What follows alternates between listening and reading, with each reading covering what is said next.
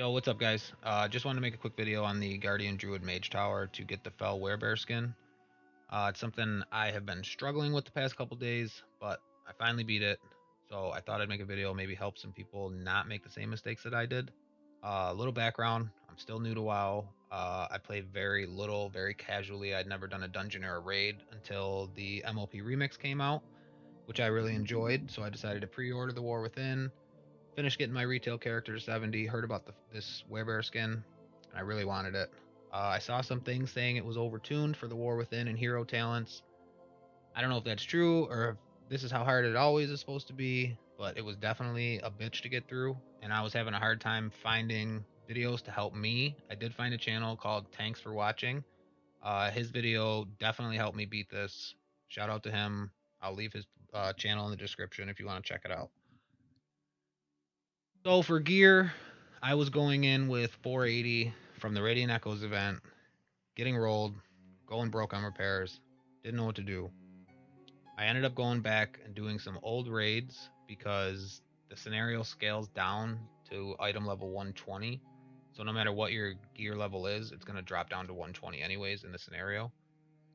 I did the Emerald Nightmare and Legion, which I believe is where I got my trinket. And then I went to Pandaria and I did Mogashan Vaults, Terrace of Endless Springs, Heart of Fear, and I did half a Siege of Orgrimmar because I couldn't do the beach scene because I was solo. I was mainly looking to get gear that had sockets so I could gem up. So what I ended up going with is the Terror in the Mist trinket, Ravage Seed Pod trinket. Now for my rings, I used the enchant Devotion of Versatility, and I used a versatility gem. Now, like I said, everything scales down in the scenario. I made the mistake of using a +3 or +43 versatile jewel cluster, which actually scaled down to 19, but the versatile dark opal stays at 23. So if you're going to use versatile gems, you want to use the versatile dark opal. Now, I was originally using agility gems, basically all agility gems, but when I switched to versatility, it definitely made I could see the difference in my damage and everything. So take that for what it is. I like the versatility more. Um, so I went with the Devotion of Versatility enchant on both of my rings with versatility gems, the versatile dark opals. For boots, I went with an agility enchant called Eternal Agility with the versatility gem.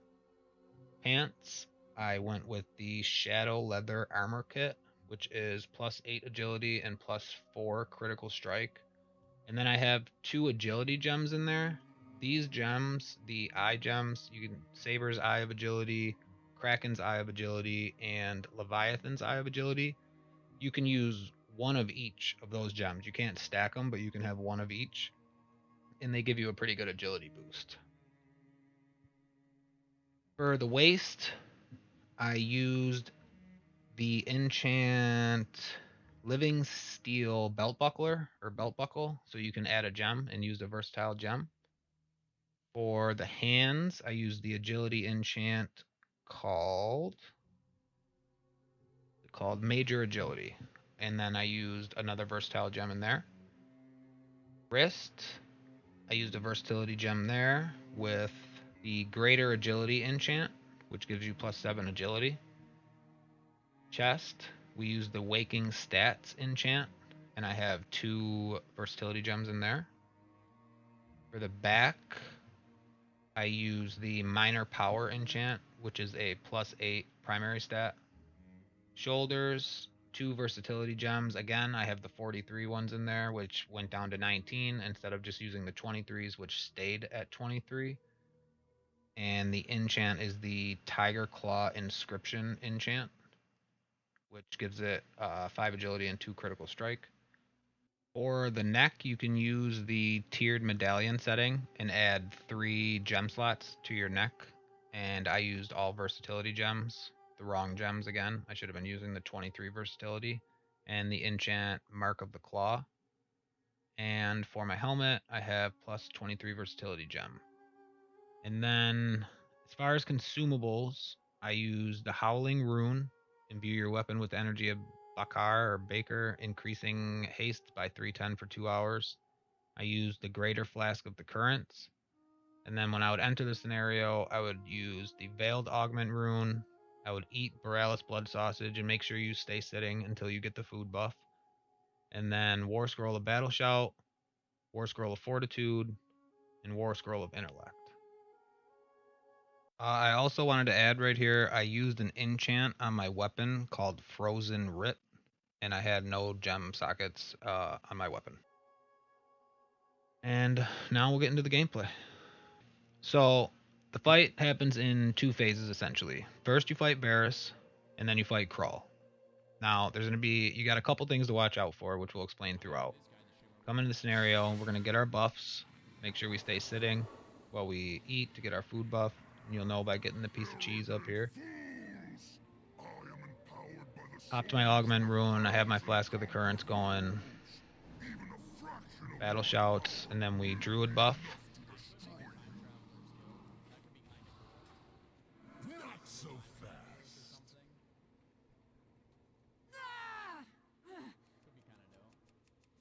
So for the opening, I saw some people, they were using Moonkin form or something like that. I opted not to go that route. I would just Moonfire and then Wraith until he started to cast his first Drain Life. Drain Lives you have to interrupt. I use Skull Bash to interrupt them. You can also use Typhoon, which you'll see if you want to kind of try and move them around the map. I think the way I like doing it was always kind of trying to fight Varus down here. So that way the Infernals kind of stay down at this end and my orbs stay up over here. Moonfire. Hit him with a bunch of Wraiths. Now he's going to cast his Drain Life, which we have to interrupt. Now, when you go into his puddle, you start getting stacks on you. And you don't want to go above 5 because you start taking increased damage from his Mind Rend cast. My opener that I liked, I would go in, drop my Seed Pod, then I would hit my Rage of the Sleeper, and then invoke the Spirits and try and get a bunch of damage real quick. Now you'll also see that these Torment Eyes spawn around the map while you're fighting. When they cast towards you, there's a green laser that's on you. When they finish casting, you have to be facing the eye, or else it sends you flying backwards across the map and potentially off the map. Now, it's best to just try and dot them with Moonfires as quick as you can, but if you can't get them when they're casting, you got to make sure you're at least facing them. So we're trying to get as much damage off as we can. Now, like I said, you're going to have orbs that spawn around that they'll spawn for you, which will interrupt. If you run through them, they interrupt the whole map, and they also heal you. Ideally, you want to save them all for Krull. That's at least what worked for me. So we got the 5 stacks. We want to get out. Now, I always like to use a bark skin if I can when these guys come out, if I'm high on the stacks. They also cast 2. It's called Nether Storm, and you have to interrupt their cast as well. After 1.5 seconds of it casting, and you're just dead. So I always used Incapacitating Roar to interrupt their Nether Storm. Interrupt, try and get them down. Our buff is off. Now we go right back in, try and get some more damage. Make sure we're facing the eye. Watch our stacks. We don't want to go above 5. Dots on the eye. Now these Smoldering Infernals will also spawn in as well, and they do an AoE damage while they're walking around, which actually kills themselves.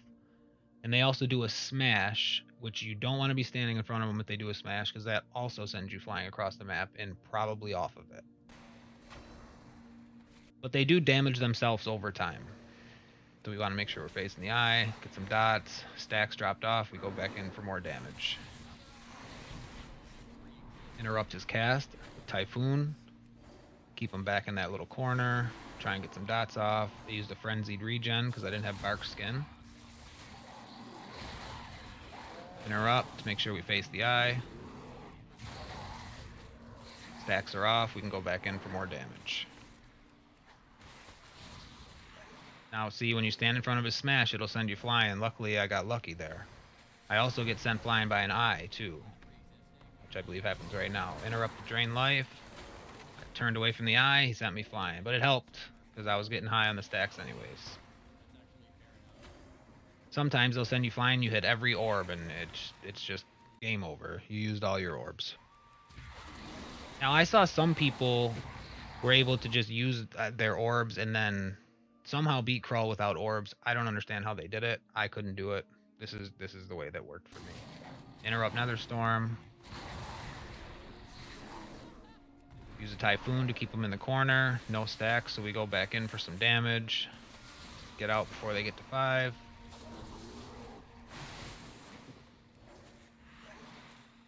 Damage to the eye. This was such a hard fight for me to beat.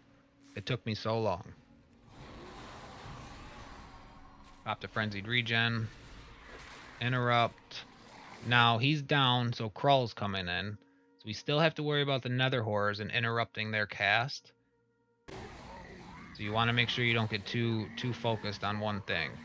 Now, ideally, the way that I wanted to do it was I wanted to use the orbs to interrupt his Annihilate. So he does an Annihilate skill, which you can survive with Barkskin or Survival Instincts or something like that.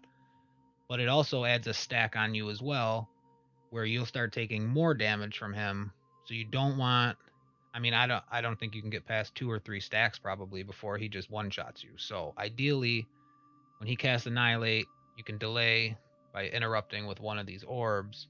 He also casts Twisting Nether, which will heal him, which you definitely have to interrupt with Skull Bash if you can, or if you need to use an orb for that, you can do that as well. He also spawns these ropes. Now, these things are extremely annoying.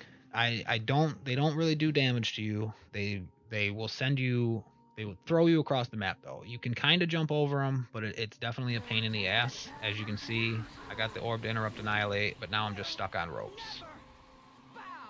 Charge back in, cast an Annihilate. Oh, so he was casting... Oh, okay, so I bark skinned back in. I eat that Annihilate with the bark skin, and then I interrupt Twisting Reflection with the orb. And as you can see, I have 1 stack on me now from the Annihilate. Twisting Reflection, interrupted with the orb. Just going for big damage. I drop my Seed Pod. Interrupt Skull Bash. Now, he also drops these puddles underneath them, which slow you way the fuck down, and they will damage you. So you got to try and get out of them as soon as you can. And just try to DPS them as fast as you can. Now the Twisting Nethers, or Twisting Horrors, or Nether Horrors, whatever the hell they're called, also keep spawning in. So you still have to make sure that you're being mindful about interrupting their cast as well. Interrupt Annihilate with the orb. Interrupt Nether Storm with Incapacitating Roar. If you gotta spam your Frenzied Regens, I think I'm about to pop my Berserk so I can spam Frenzied Regen to get my health back up. Yep, I popped Berserk, and now I'm spamming Frenzied Regen, get my health up. Just trying to DPS, big DPS. Now I'm pretty far from the orb, I'm getting a little concerned. I pop my Stampeding Roar, get movement speed, and I'm trying to get back over to that orb. Interrupt. Now we're just going for big damage. And this is crazy. Boom. We kill each other at the same time. I almost released Spirit. I wish I had my headset on because I was freaking out at this time, yelling. I didn't know if it was going to give it to me, if it wasn't going to give it to me. Luckily, it still gave it to me. I waited. I'm dead. I'm down. But I put up a hell of a fight. I hope this video helps somebody. This thing was ridiculously hard to do. I appreciate everybody watching. I hope it helps you out. Drop a follow. I'll see y'all in the next one.